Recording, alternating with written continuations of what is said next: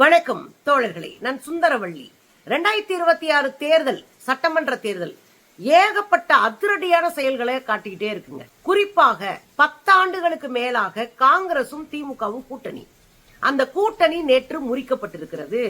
தாவேகாவோடு புதிய கூட்டணி உதயமாயிருக்கிறது.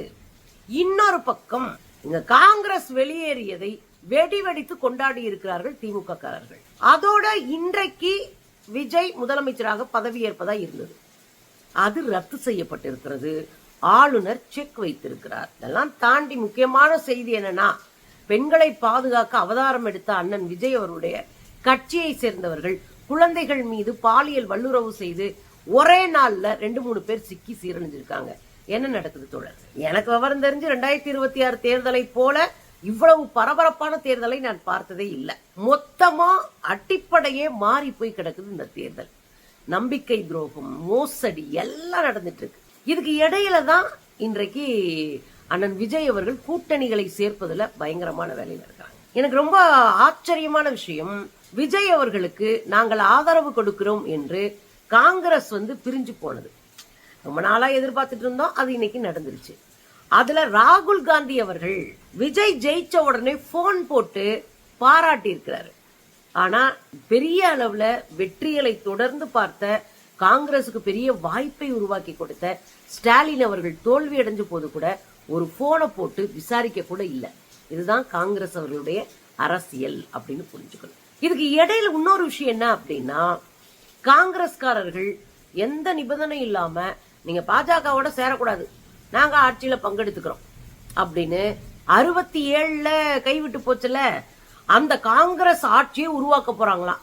குறிப்பாக காமராஜருடைய ஆட்சியை உருவாக்க போகிறோம் என்று அறிவித்திருக்கிறார்கள். நமக்கு என்ன கவலை அப்படின்னா, கண்ணை திறந்துகிட்டே கிணத்துல விழுகிறாங்க காங்கிரசினர். தெளிவா முடிவெடுக்க முடியாம தங்களுக்கு தாங்களே ஆப்பு வைத்துக் கொண்டார்கள். காங்கிரசினுடைய இந்த முடிவு ஒரு தற்கொலைக்கு சமானம். எப்படிக்கா அதை சொல்றீங்கன்னு கேட்பீங்க. நீங்க நல்லா யோசிச்சு பாருங்க. இந்தியா முழுவதும் காங்கிரஸ்காரர்கள் உட்பட ராகுல் காந்தியை பப்புனாங்க. நீ எல்லாம் சின்ன பையன், விளையாட்டு பையன், உனக்குலாம் ஒன்னும் தெரியாது, அரசியல்ல தெரியாதவன் அப்படின்னு கேலி பண்ணாங்க காங்கிரஸார் உட்பட. ஆனா பாரத் ஜோடா யாத்திரை தமிழ்நாட்டில் தொடங்கும் போது அந்த மேடையில வச்சேவும் டிக்ளேர் பண்றாரு ஸ்டாலின். என்ன சொன்னாரு? இந்தியாவினுடைய அடுத்த பிரதமராக ராகுல் காந்தி தான் வருவார் என்று நம்பிக்கையோடு ராகுல் காந்தியை பிரதமரா முதல்ல ஏத்துக்கிட்டவர் ஸ்டாலின். அவ்வளவு மட்டும் இல்லைங்க, அத்தனை அன்பு. இவர் என்னடானா ராகுல் காந்தி பேரிகார்ட்லாம் தாண்டி போய் ஸ்வீட் வாங்கி கொடுத்து நான் யாரையுமே அண்ணன்னு சொன்னதில்ல, இவர் தான் எங்க அண்ணன் அப்படின்லாம் சொன்னாங்க. கடுமையா 2 பேரும் அன்பை காமிச்சுக்கிட்டு இருந்ததெல்லாம் நம்ம பார்த்திருக்கிறோம். மிகப்பெரிய அளவுல காங்கிரசுக்கு ஆதரவாக இந்தியா கூட்டணியை கட்டமைத்ததில் ஸ்டாலின் அவர்களுக்கு ஒரு பங்கு இருந்து. எப்படி? இவர் போய் தான் மம்தா பானர்ஜி அவர்களை கொண்டு வராரு, அரவிந்த் கெஜ்ரிவால் அவர்களை கொண்டு வராரு, உத்தரப்பிரதேசத்துல இருக்கிற அகிலேஷ் யாதவ் அவர்களை கட்சிக்குள்ள கூட்டணிக்குள்ள கொண்டு வராரு. அதே போல பீகார்ல அவரு தேஜஸ்வி யாதவ் அவர்களை கொண்டு வராரு கூட்டணிக்குள்ள. கொண்டு வந்ததோட இல்லாம ஒரு அறிக்கை வெளியிடுறாரு, நான் தலைமை பொறுப்புக்காக எல்லாம் சேரல, பாஜகவை வீழ்த்த வேண்டும் என்றால் வலிமையான ஒரு கூட்டணி தேவை, அதுக்காக காங்கிரஸ் தலைமையில இந்த கூட்டணியை உருவாக்குறோம் அப்படின்னு கடுமையா வேலை பார்த்து ஒரு நம்பிக்கை தரக்கூடிய ஒரு கூட்டணியை உருவாக்குனதுல முதலமைச்சர் ஸ்டாலின் அவர்களுக்கு ஒரு பங்கு இருந்தது அப்போ. ஆனா இந்த சேர்க்கையின் மூலமாக தன் தலையிலேயே மண்ணலி போட்டிருக்கிறார் ராகுல் காந்தியும் காங்கிரஸ் கட்சியும். இது ஒண்ணும் புதுசு இல்ல, அவங்க எப்பயும் பண்றதுதான். ராகுல் காந்தி அவர்கள் காங்கிரஸ் கட்சிக்காரரா இருந்தாலும் பீகார்ல போய் காங்கிரஸ் கூட்டணி ஜெயிக்கணும்ன்றக்காக பிரச்சாரத்துக்கு போனவர் தமிழ்நாட்டினுடைய முதலமைச்சரா அன்று இருந்த ஸ்டாலின் அவர்கள். இன்னொரு முக்கியமான விஷயம் என்னன்னா, காங்கிரசாரை விட தீவிரமாக மோடி எதிர்ப்பை, RSS எதிர்ப்பை, சங்கப்பரிவார கும்பல் எதிர்ப்பை தமிழகத்துல நின்று களமாடிய தலைவர்களில் ஒருத்தர் தான் ஸ்டாலின். அவரை விட்டுட்டு அடுத்த நாளே போறீங்க பாருங்க. இது உங்கள் அரசியல் குறித்த சந்தேகத்தை இளைஞர்கள் மத்தியில், வாக்காளர்கள் மத்தியில், பொதுமக்கள் மத்தியில் உருவாக்கும். அதை எதிர்கொள்ள தயாராகிருங்க. இன்னொரு முக்கியமான விஷயம், இந்த தேர்தலை விஜய் ஜெயிச்சிட்டாருன்னு நினைக்கிறீங்க? இல்லை, இந்த தேர்தலை வென்றது பாஜக. என்னக்கா சொல்றீங்க? 4 சீட்ல இருந்தவங்க 1 சீட்டுக்கு வந்துட்டாங்க, அப்புறம் எப்படி பாஜக வெல்லும்? பக்கா ஸ்கெட்ச் போட்டு பாஜக வென்று இருக்கிறது.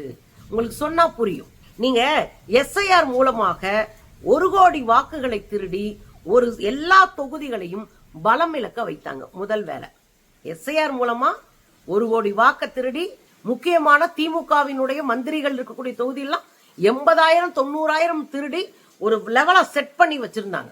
அதன் அடிப்படையில் என்ன பண்ணாங்க, முதல்ல அதிமுகவை காலி பண்ணாங்க. பல துண்டுகளா உடைச்சு காலி பண்றதோட இல்லாம அதிமுக 100க்கும் மேற்பட்ட இடங்கள்ல டெபாசிட் இழந்திருக்கு. எவ்வளவு பெரிய கட்சி! இன்னும் சொல்ல போனா தமிழ்நாட்டுல அதிகமான ஆண்டுகள் ஆட்சியில் இருந்த ஒரு கட்சி இருக்குன்னா அது அதிமுக தான். அவங்க 100 இடங்களுக்கு மேல டெபாசிட் இழந்திருக்கிறாங்க. அப்ப அதிமுகவை சோழிய முடிச்சிருச்சா? அதுக்கப்புறம் பாஜகவிற்கு கடும் எதிரியாக கருதப்பட்ட, இன்னும் சொன்ன போல களமாடிய, கடப்பாறை விட்டு ஆட்டிய ஒரு தலைவர் இருக்காருன்னா அது ஸ்டாலின் அவர்கள். அவரை பதவியிலிருந்து இறக்குறது மூலமாக ஒரு பலம் இழக்க செய்திருக்கிறது தமிழ்நாட்டை.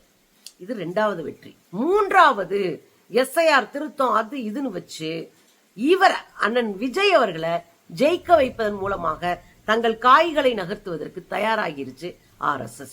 இதெல்லாம் தாண்டி இன்னும் ரொம்ப முக்கியமான விஷயம் என்ன தெரியுங்களா? காங்கிரஸ் திமுக உட்பட திமுக கூட்டணி வலுவான கூட்டணியா இருந்தது. அதனாலேயே தொடர் வெற்றிகளை இந்த கூட்டணி எடுத்தது. இந்த வலுவான கூட்டணியில முதல்ல உடைப்பை ஏற்படுத்தியது காங்கிரஸ். அந்த உடைப்பு இப்போ கூட்டணி உடைஞ்சு போச்சு. இதுதான் பாஜகவுக்கு தேவையா இருந்துச்சு. காரணம் என்ன? திமுக கூட்டணி வலுவா இருக்கு. அதை உடைச்சு 4 பேரை இங்கிட்ட அங்கிட்டு இழுத்து விட்டோம்னா திமுகவை வீழ்த்துவது எளிது அப்படின்னு நம்பிதான் இப்போ காங்கிரஸ இப்படியே இழுத்து விட்டு நீங்க போங்க அந்த பக்கம் அப்படின்னு முடிச்சு விட்டுருக்கு பாஜக. இன்னொரு விஷயத்தையும் சேர்த்து சொல்றேன். தமிழ்நாட்டுக்கு என்று அரசியல் வரலாறு உண்டு, தமிழ்நாட்டுக்கு என்று பண்பாடு உண்டு. இத 2ஐயும் விஜயை வைத்து முடிச்சிடணும். ஏன்னா நமக்கு ஆரிய பார்ப்பன கும்பலை பார்த்தா அரசியல் எதிரிகளாக கருதுவோம். அவர்களுடைய திட்டமிட்ட அரசியலுக்கு எதிராக 200 ஆண்டுகால போராட்ட வரலாறு தமிழ்நாட்டில் இருக்கு. ஆனா நாம என்ன பண்றோம்? ஆரிய பார்ப்பனர்களை வருடி விட்டு அவங்களை கொண்டு வந்து உட்கார வச்சுட்டு இப்போ சமூக நீதி கோட்பாட்டுக்கு எதிராக தமிழ்நாட்டை கட்டமைச்சிருச்சு பாஜக. நம்ம உட்கார்ந்து வேடிக்கை பார்த்துட்டு இருக்கோம். உங்களுக்கு புரியுதா? ஜெயிச்சது விஜய் இல்லை, பாஜக. அதிமுகவை வீழ்த்தியாச்சு. 67க்கு பிறகு யாராலையும் அசைக்க முடியாதுன்னு சொன்ன திமுகவையும் வீழ்த்தியாச்சு. இந்த 2 திராவிட கட்சிகளை காலி பண்ணியாச்சு. பெரியார் முகமூடியோட வந்த விஜய வச்சு இன்னும் பல சோழிகளை முடிச்சிட்டாங்க. வென்றது தாவேகா இல்லை, பாஜக. இதுல இன்னொரு ட்விஸ்ட் என்ன தெரியுங்களா?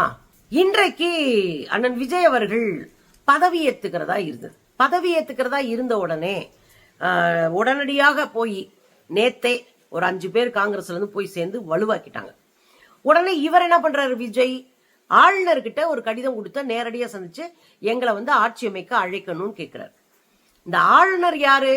கேரளாவினுடைய ஆளுநர், பொறுப்பு ஆளுநராக தமிழ்நாட்டுக்கு இருக்காரு. ராஜேந்திர விஸ்வநாத் கிர்லோக்கர் அவர் பேரு. இந்த ராஜேந்திர விஸ்வநாத் கிர்லோக்கர் இன்றைக்கு விஜய சந்திச்சு 1/2 மணி நேரம் பேசியிருக்காரு. பேசிட்டு விஜய் ஒரு கடிதம் கொடுத்தா அந்த கடிதத்தை திருப்பி கொடுத்திருக்காரு. எதுக்கு? உங்ககிட்ட இருக்கிற எம்எல்ஏக்கள் எண்ணிக்கை 108, 118 வாங்கினதான் நீங்க பெரும்பான்மையில ஜெயிச்சதா அர்த்தம். அது இல்லாத போது உங்களை எப்படி நான் ஆட்சி அமைக்க கூப்பிடுவேன்? முதல்ல உங்களுக்கு ஆதரவு கொடுக்கிற எம்எல்ஏக்கள்லாம் அழைச்சுக்கிட்டு அந்த லிஸ்டோட வாங்கன்னு பத்தி விட்டுருக்காரு. அதனால நாளைக்கு நடக்க இருந்த அண்ணனுடைய பதவியேற்பு விழா பினிஷ் ஆயுது அப்படின்னு பாக்குறோம்.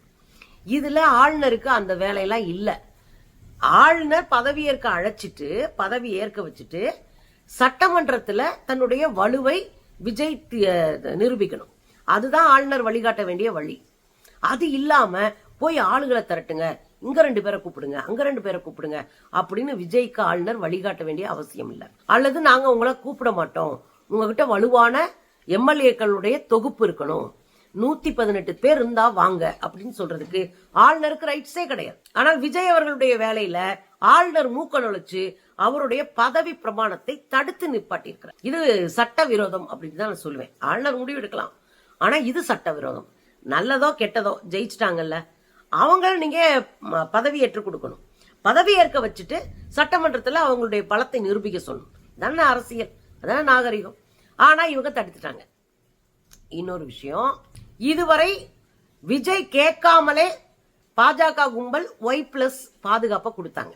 விஜய் கேட்காமலே கொடுத்தாங்க. ஆனா இன்றைக்கு அந்த Y+ பாதுகாப்பு நீக்கப்பட்டிருக்கிறது ஒன்றிய அரசால், மோடி அரசால். பெரிய ஆச்சரியம் எல்லாம் கிடையாது. மோடி அரசு நிர்பந்திப்பதற்கு எல்லா வழிகளையும் எல்லா முயற்சிகளும் செய்யும். அதுல இது ஒண்ணு, உனக்கு பாதுகாப்பு கொடுக்க முடியாது அப்படின்னு ஒய் பிளஸ் இது பண்ணிட்டாங்க. இன்னொரு பக்கம் இன்றைக்கு பதவி ஏற்க விடாம தடுத்திருக்கிறாங்க. ஆனா பாருங்க, என்ன நடந்தாலும் வாய் திறக்காத ஒரு ஆளை பார்க்கணும்னா நம்ம விஜயை தான் பார்க்கணும். ஒய் பிளஸ் தூக்குனாங்களே, எனக்கு அச்சம் இல்லைங்க அப்படின்னு ஒரு ட்வீட்டை போடல. ஆளுநருக்கு யாரு ரைட்ஸ் கொடுத்தா? நான் பெரும்பான்மை வச்சிருக்கேன், 108 வச்சிருக்கேன். நான் இன்னும் கொஞ்சம் நாள்ல ஒரு 2 வாரம் கொடுத்தா அல்லது 1 வாரம் கொடுத்தா என் பெரும்பான்மையை நான் நிரூபிப்பேன். நீங்க எதுக்கு எனக்கு தடை போடுறீங்க அப்படின்னு பாஜகவினுடைய அழுத்தத்தை வெளியே சொல்லல. இதுதான் அண்ணன் விஜய். அவர் பாஜக எவ்வளவு அடிச்சாலும் கையை கட்டிட்டு முதுக காமிச்சிட்டு நிப்பாரே ஒழிய எதிர்த்து கேள்வி கேட்க திராணியற்றவர். இதுதான் தமிழ்நாட்டுக்கு மிகப்பெரிய ஆபத்து. அதுல இன்னொரு ஆபத்து சொல்லவாங்க. முந்தா நாள் ஐயா மோடி அவர்கள் போடுறாரு ட்விட்டு, நான் விஜய் அவர்களோடு நான் நிற்பேன், அவர்களுக்கான எல்லா உதவிகளையும் செய்து கொடுப்பேன் அப்படின்னு முந்தா நாள். நேத்து தமிழ்நாட்டின் தலைமை செயலாளருக்கு ஒரு கடிதம் வந்திருக்கு. PM ஸ்ரீன்னு ஒரு ஃபண்ட் இருக்குல்லையா, ஞாபகம் இருக்குங்களா?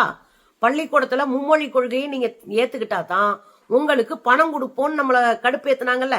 3500 கோடி நீங்க கொடுக்கணும். நீங்க 10,000 கோடி கொடுக்கறதா இருந்தாலும் மும்மொழி கொள்கையை ஒருபோதும் நாங்கள் ஏற்றுக்கொள்ள மாட்டோம் அப்படின்னு அடிச்சாடியது போன முறை இருந்த திமுக அரசு. ஆனா இன்னைக்கு என்ன பண்ணிட்டாங்க? நேத்து ஒரு தலைமைச் செயலருக்கு ஒரு கடிதம் அனுப்பிட்டாங்க. PM ஸ்ரீ ஃபண்டை நாங்க ரிலீஸ் பண்ணணும்னா தமிழ்நாடு அரசு PM ஸ்ரீல கையெழுத்து போடு என்று நிர்பந்திச்சிருக்கிறாங்க. PM ஸ்ரீனா என்னன்னே விஜய்க்கு தெரியாது. 2வது, மும்மொழி கொள்கை குறித்த ஆழ்ந்த அறிவும் சிந்தனையும் இல்லை. தமிழ்நாடு போராடி இருமொழி கொள்கைக்கான சட்டத்தை பெற்று இருக்கிறது அப்படின்ற அறிவும் அவருக்கு இல்லை. இந்த சூழ்நிலை தான் மிகப்பெரிய ஆபத்து கல்வித்துறையில் வந்திருக்கிறது. இது இடையில நெட்டிசன்கள் ஏராளமான கேள்வி கேட்டிருக்காங்க. அதுல முக்கியமான கேள்வி, இப்போ டிவிகேயோட காங்கிரஸ் போயிருச்சு, டிவிகே சேர்த்துக்குச்சு. அப்ப டிவிகேயினுடைய தலைவரா இருக்கக்கூடிய விஜயை பார்த்து ஒரு கேள்வி கேட்கிறாங்க. எங்க வாரிசு அரசியலை ஒழிக்க போறேன்னீங்க, ஊழலை ஒழிக்க போறேன்றீங்க, அப்புறம் எப்படிங்க நீங்க போய் காங்கிரஸோட நீங்க சேர்ந்தீங்க? ராகுல் காந்தி யாரு? மேலந்தா குச்சாரு, அவரு வாரிசு தானே, ஊழல்ல அவங்களுக்கு பிரச்சனை இல்லையா அப்படின்னு நெட்டிசன்கள் கேள்வி கேட்க ஆரம்பிச்சிருக்காங்க. காங்கிரஸ் ஊழல் பண்ணதே இல்லையா அப்படின்னு கேட்டிருக்கிறாங்க. இது ஒரு பக்கம் பரபரப்பை உண்டாக்கி இருக்கிறது. இதுல மனம் வெறுத்து போய் திமுக இந்த காங்கிரஸ் பிரிச்சு போனதை பச்சு இது மாதிரியான நிறைய தோல்விகளையும் துரோகங்களையும் கண்ட இயக்கம் தான் நாங்க திமுக இயக்கம் அப்படின்னு TR பாலு அவர்கள் காட்டமாக செய்தியாளர் சந்திப்புல பேசியிருக்கிறாரு. இது பெரிய ஒரு பரபரப்பை ஏற்படுத்தியிருக்கு. இதெல்லாம் தாண்டி ஒரு விஷயம் என்ன அப்படின்னா, நேத்து மட்டும் பல தாவேகா கும்பல் கைதாகி இருக்கிறாங்க. எதுக்கு? சென்னையில 10 வயசு குழந்தைய பாலியல் அபியூஸ் பண்ண ஒரு தாவேகாவினுடைய தொண்டன் கைது செய்யப்பட்டிருக்கிறார் போக்சோல.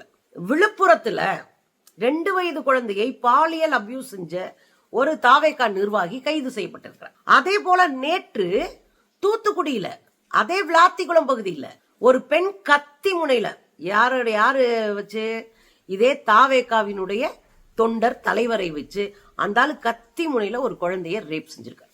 ஒரே நாள்ல போக்சோ சட்டத்துல 3 தாவேகா நிர்வாகிகள் கைது செய்யப்பட்டிருக்கிறார். எனக்கு ஒரு கேள்வி இருக்குங்க. மாற்றம் சொன்னீங்க, என்ன மாற்றம்னு சொல்லல.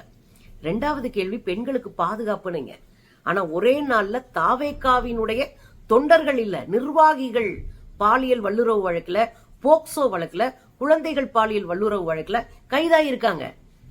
நீங்க பதவி ஏற்கிறதுல பகுமானமா இருக்கீங்க. அப்ப இதை தட்டி கேட்கறது யாரு? இதை வச்சுதானே நீங்க ஆட்சி மாற்றம்னீங்க. ஆனா இங்க பாக்குறது யாரு? பொது வெளியில ஒரு குற்றவாளி செஞ்சதவே அவ்வளவு ஆட்டம் ஓட்டம்ல. ஆனா இன்னைக்கு உங்க கட்சி நிர்வாகிகள் செஞ்சிருக்காங்க. இதுவரை நீங்கள் வாயை திறக்கல, அந்த குற்றத்தை கண்டிக்கல, கட்சியை விட்டு நீக்கல. இதுதான் நீங்க. நாளே ஆரம்பமே அமர்க்களமா இருக்கு. இனி போக போக என்னென்னலாம் நடக்குமோ தெரியல.